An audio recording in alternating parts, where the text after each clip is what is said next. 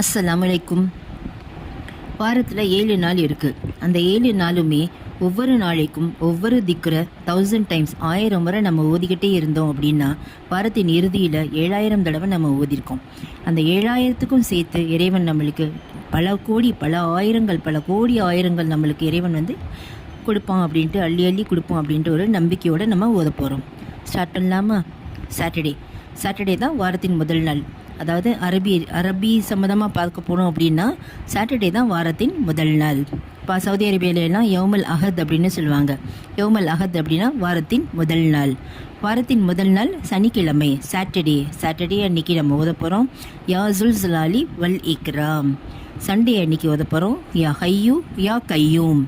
Monday லா இலாஹ இல்லா அன்த சுப்ஹானக இன்னி குன்து மினல் லாலிமீன். டியூஸ்டே அன்னைக்கு அஸ்தக்ஃபிருல்லா.